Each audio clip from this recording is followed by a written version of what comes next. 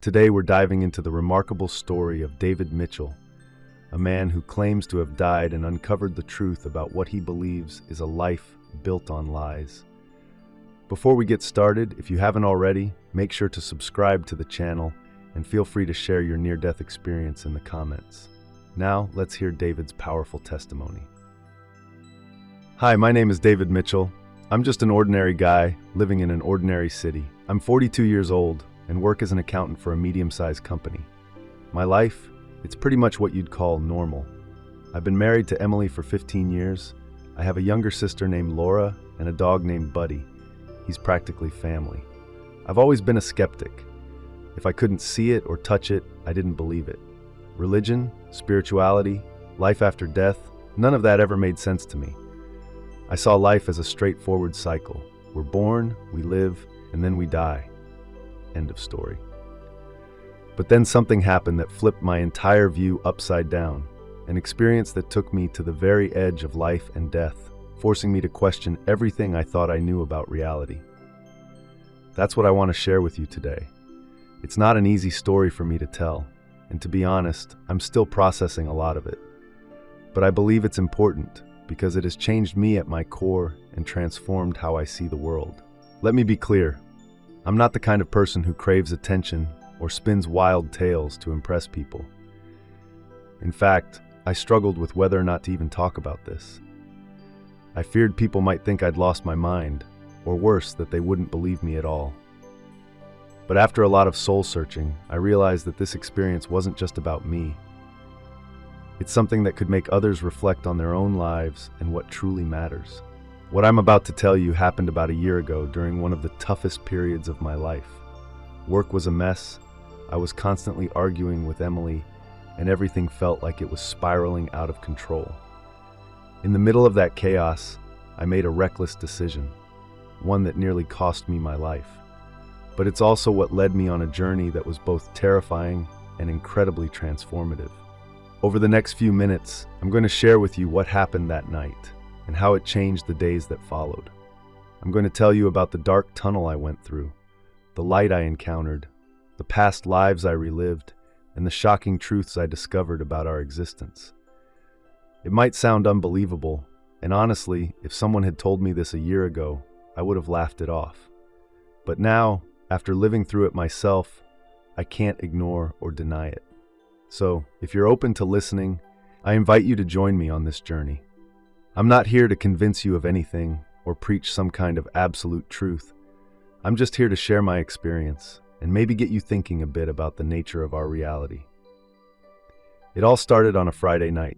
I had just come home after an especially rough day at work. Emily and I had been fighting earlier that week, and the tension at home was palpable. I felt completely alone, exhausted, and utterly hopeless. That night, I did something I had never done before.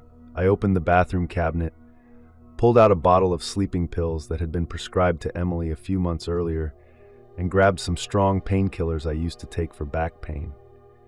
Then, I went to the bar and got a bottle of whiskey. I know what you're probably thinking. That's crazy. How could someone do something like that? Believe me, I ask myself the same question every day. But at that moment, I wasn't thinking clearly. It was like a dark cloud had taken over my mind. I just wanted the pain to stop, to make the emptiness I felt go away. I sat down on the living room sofa, poured a handful of pills into my hand, and started washing them down with large gulps of whiskey. Part of me knew what I was doing was dangerous, but another part just didn't care anymore. I remember thinking, if I wake up tomorrow, great. If not, well, maybe that's for the best. As the alcohol and medication began to take effect, I felt my body growing heavy, my vision blurring, and my thoughts becoming fuzzy. At some point, I must have passed out on the couch. What happened next is where things get a little confusing. I remember waking up in the middle of the night with a crushing pain in my chest.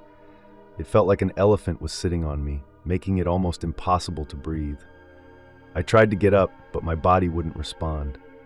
Panic set in as the reality of what I had done hit me, and regret washed over me like a tidal wave. I wanted to scream for help, but my voice wouldn't cooperate. All I could manage was a weak moan. Fear gripped me as I thought about Emily, my sister, and Buddy. I thought about all the things I still wanted to do in life. I didn't want to die, not like this. But then, darkness enveloped me again. My body relaxed and my consciousness began to fade. That was the moment the real journey began. Suddenly, I wasn't on my couch anymore. In fact, I wasn't anywhere I recognized. I found myself floating in a vast, dark space, like being suspended in a vacuum with no point of reference. Gradually, I realized I was moving, but not in the way we're used to. It was more like I was being pulled by an invisible current. That's when I noticed I was in a tunnel. The walls of this tunnel were unlike anything I'd ever seen. They weren't solid, but seemed to be made of a dark, viscous substance, like wet mud. The texture was intriguing, almost as if it was calling me, inviting me to touch it. Instinctively, I tried to reach out and touch the tunnel wall. And that's when the first shock hit me. I had no hands. In fact, I had no body at all. I was just consciousness, floating in that strange space. Time seemed not to exist there. I can't tell if I was in that tunnel for minutes, hours, or days. It felt like I was outside of time, in a dimension completely different from our everyday reality. As I moved through the tunnel, I began to hear sounds. At first, they were distant murmurs impossible to understand, but gradually, they became clearer. They were voices, thousands of them, all talking at once. Some were screaming in pain, others were laughing or crying. It was a cacophony of human emotions. Then amid the noise, I recognized a voice.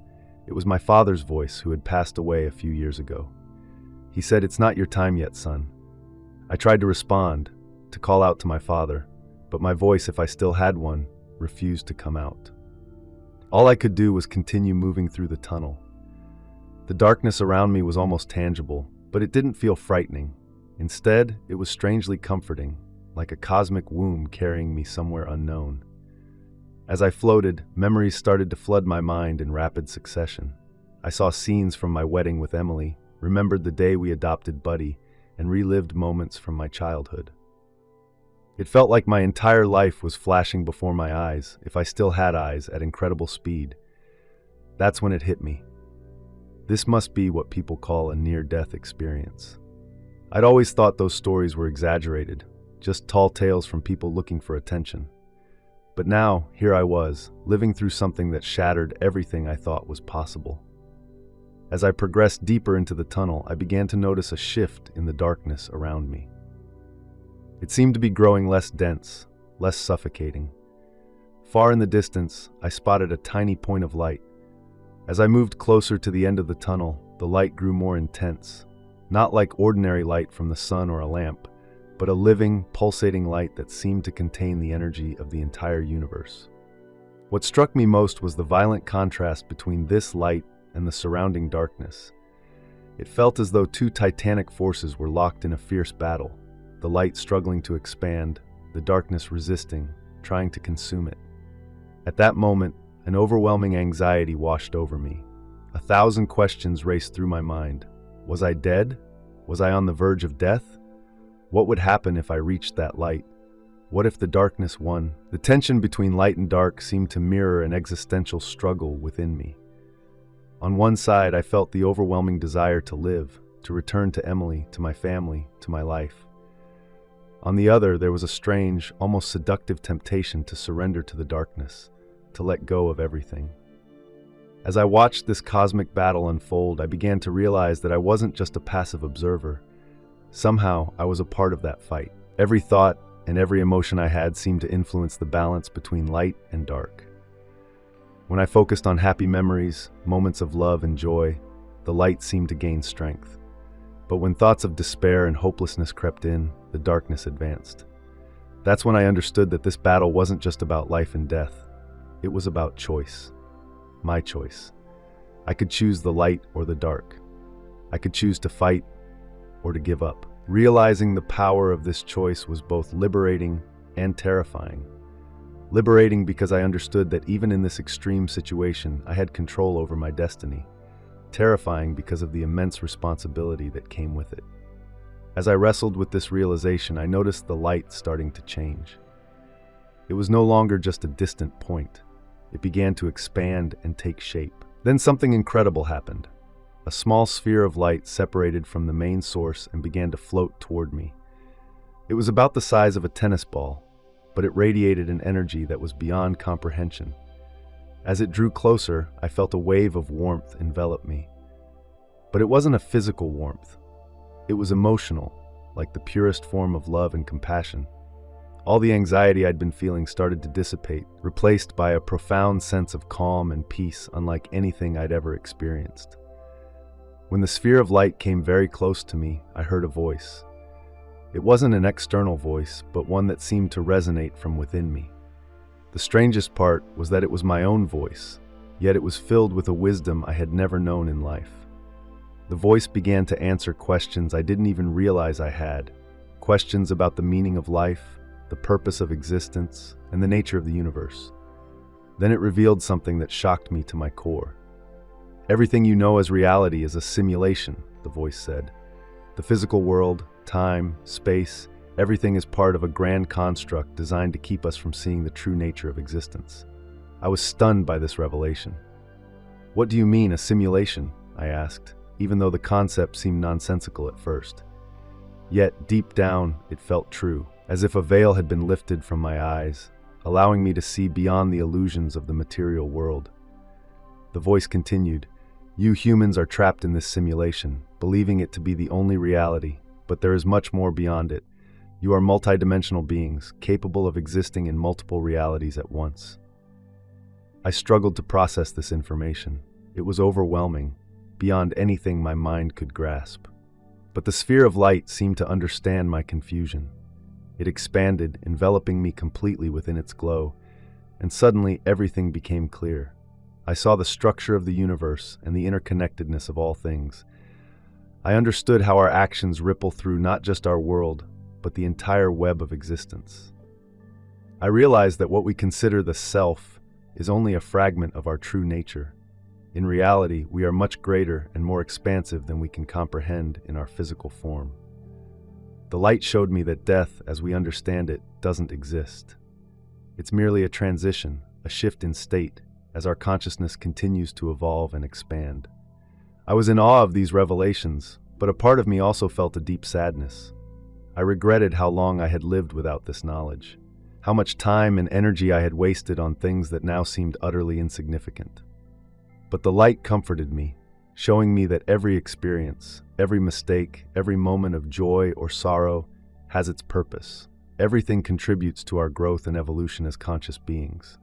As the light began to retract, I sensed that my time in that state was coming to an end.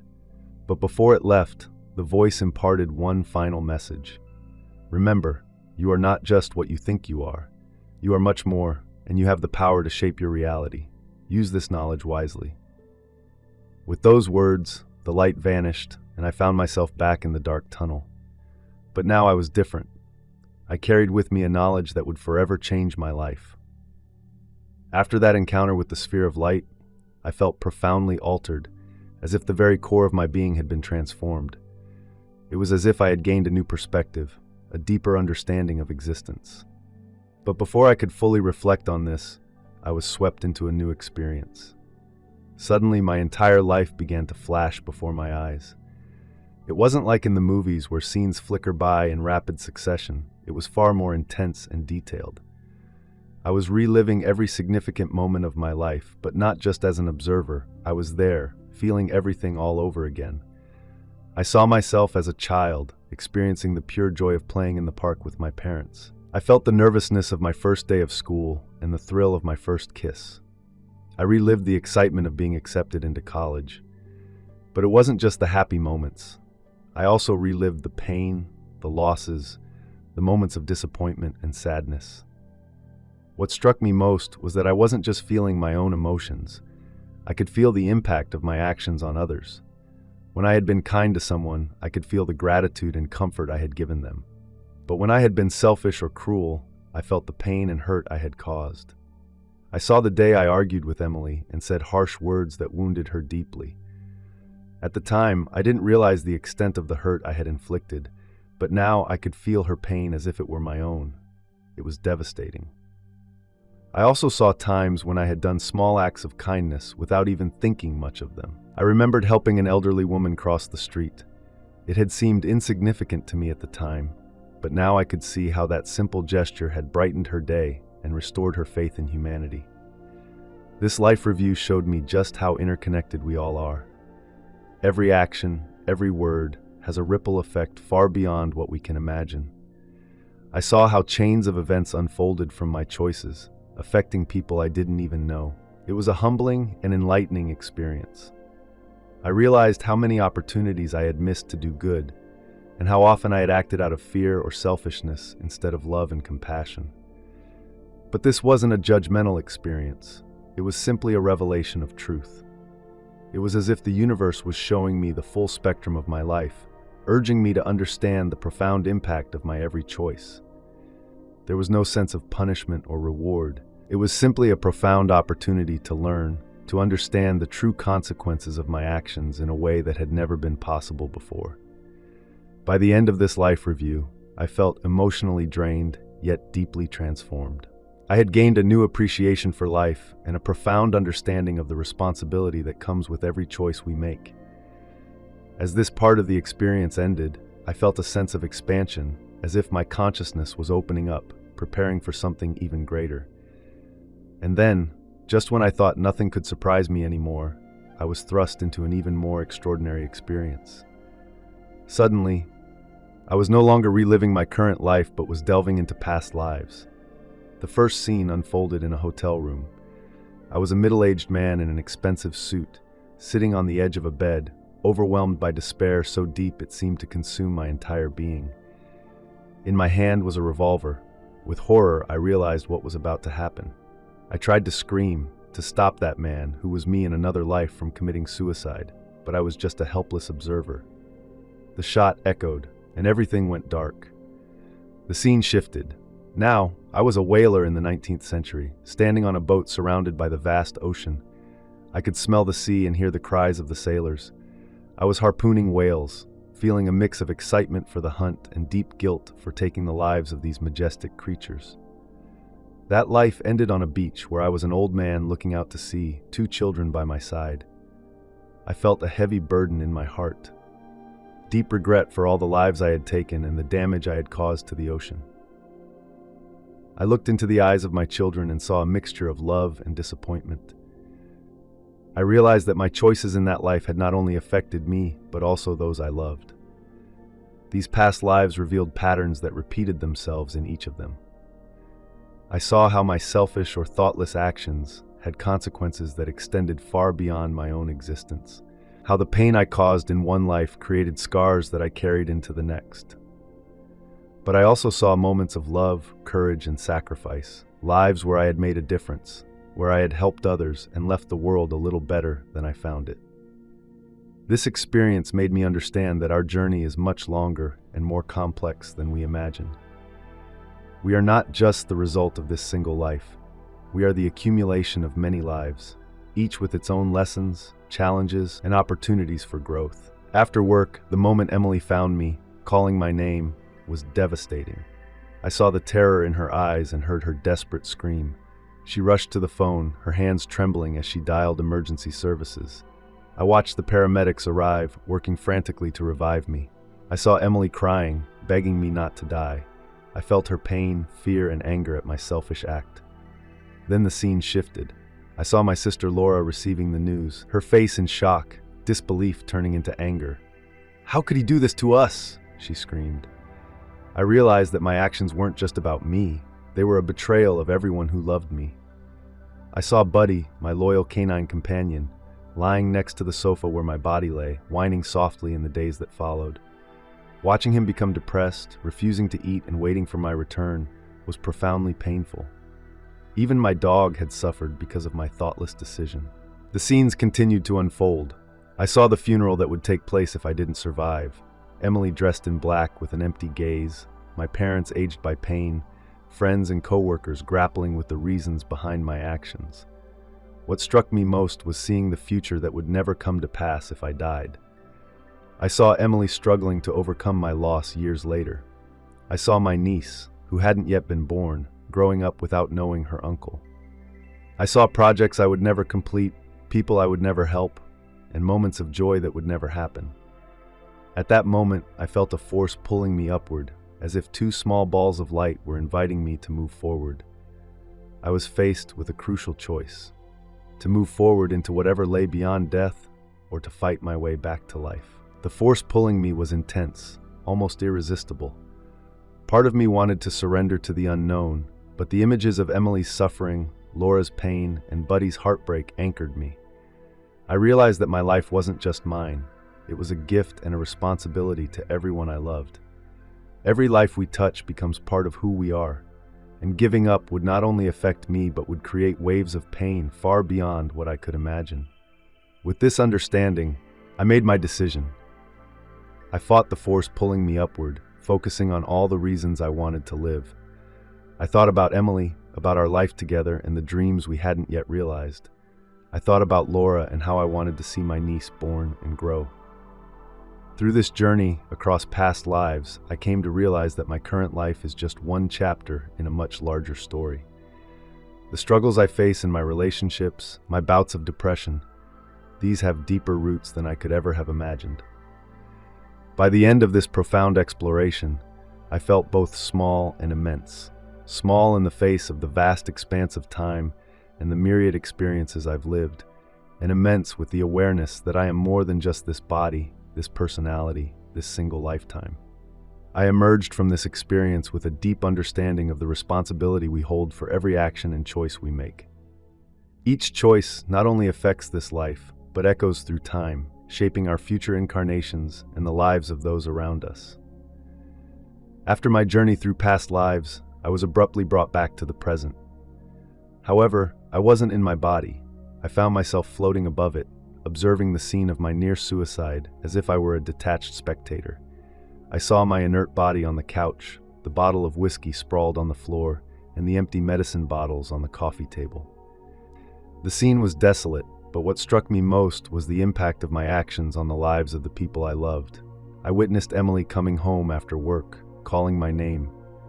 It was heart-wrenching to see the terror in her eyes and hear her desperate scream.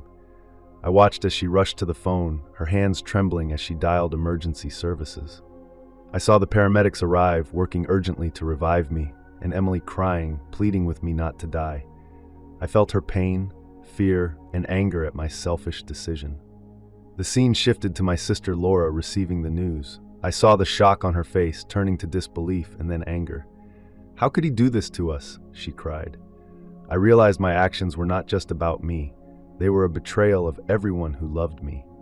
I saw Buddy, my faithful canine companion, lying next to the sofa where my body lay, whining softly in the days that followed. Watching him become depressed, refusing to eat, and waiting for my return was incredibly painful. Even my dog had suffered from my thoughtless decision. The scenes continued to unfold. I saw the funeral that would have been held if I had not survived. Emily dressed in black with an empty stare, my parents aged by grief, friends and co-workers struggling to understand why I had done this. What struck me most was seeing the future that would never unfold if I died. As I reflected on the future I would miss, I saw Emily years later still struggling to overcome my loss. I saw my niece, who hadn't yet been born, growing up without ever knowing her uncle. I saw the projects I would never complete, the people I would never help, and the moments of joy that would never happen. At that moment, a powerful force seemed to pull me upwards, as if two small orbs of light were beckoning me forward. I was faced with a critical choice: to advance into the unknown that lay beyond death, or to fight my way back to life. The pull upwards was intense and nearly irresistible. Part of me was tempted to surrender to the mystery of the unknown, but the images of Emily's suffering, Laura's anguish, and Buddy's loneliness anchored me. I realized that my life was not just my own. It was a gift and a responsibility to every person I loved.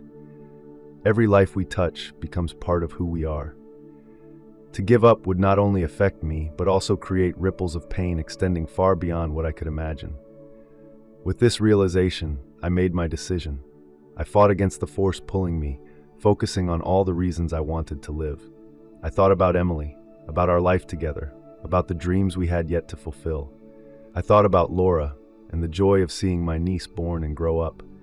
I thought of Buddy, my faithful companion, waiting for my return.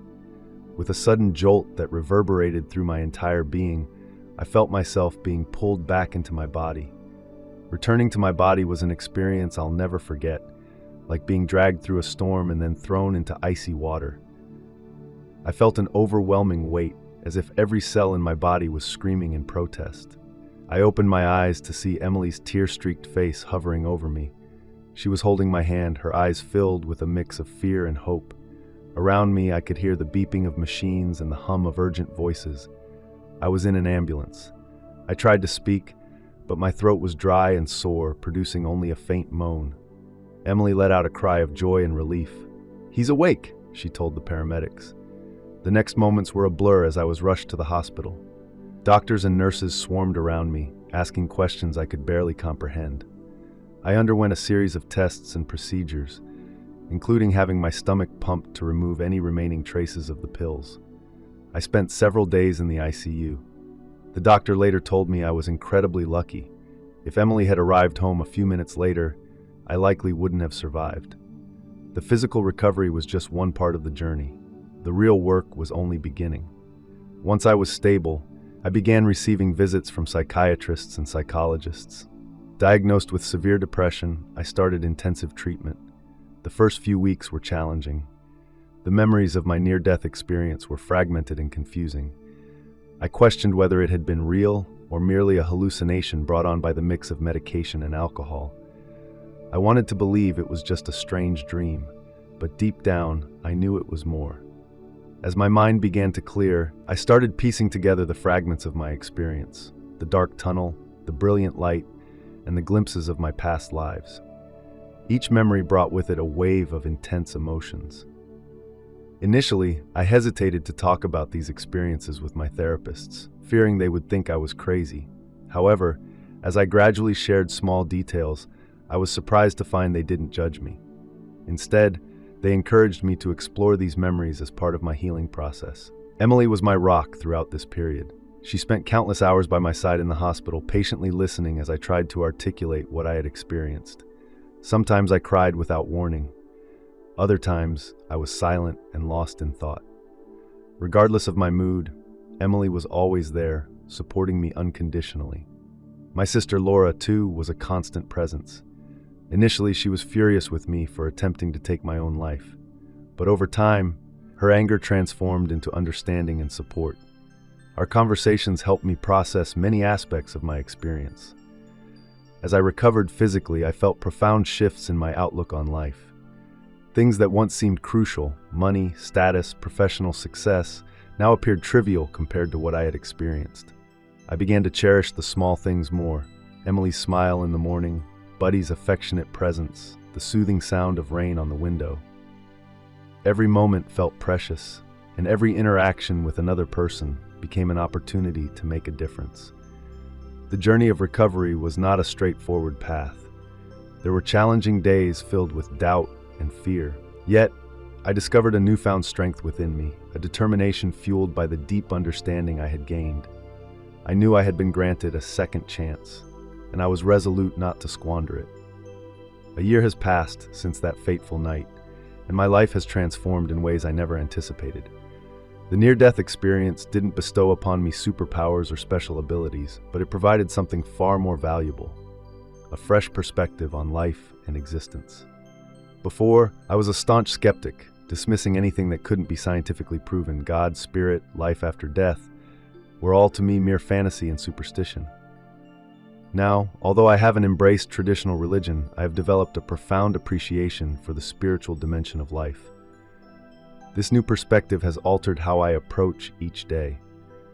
I find joy in the simple moments and strive to live with intention and compassion. The experience has taught me the value of connection, the importance of every choice, and the boundless nature of existence. My journey continues, marked by a deep gratitude for this second chance and a commitment to living fully and meaningfully. I learned that there is so much more to the universe than we can see or understand with our limited senses. The idea that living in a simulation where we are more than just our physical bodies is no longer something I dismiss out of hand. I keep an open mind, recognizing that there are mysteries in the universe that science cannot yet explain. how my relationship with Emily has deepened in ways I didn't think possible. We went through difficult times after my suicide attempt, but together we found new strength. Now we cherish every moment together, aware of how precious and fragile life is at work. My attitude completely changed. Before I was always stressed, always chasing the next big deal or promotion. Now I find satisfaction in doing my job well and helping my colleagues. My boss noticed the change and recently offered me a leadership position, not because of my ambition, but because of my new, more balanced and compassionate approach. One of the biggest changes was in my relationship with my sister Laura. After seeing the impact my death would have had on her, I made a conscious effort to reach out. Now, we are closer than ever. When my niece was born 6 months ago, it was one of the happiest moments of my life. Holding that little being in my arms reminded me of the precious gift that life is. I started practicing meditation and mindfulness techniques that helped me stay centered and connected to the present moment. I also started volunteering at a local shelter, feeling a need to give back and make a difference in the lives of others. I'm not going to lie and say everything is perfect. Now I still have bad days, moments, of doubt and fear. The depression hasn't completely gone away, but I now have better tools to deal with it. I understand that my thoughts and emotions do not define me. They are just a part of who I am.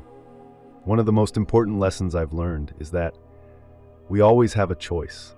We can choose how we react to life's circumstances, how we treat others, how we live each day. This realization gave me a sense of power and responsibility that I never had before. I also began to see more clearly the lies and illusions that surround us in this world.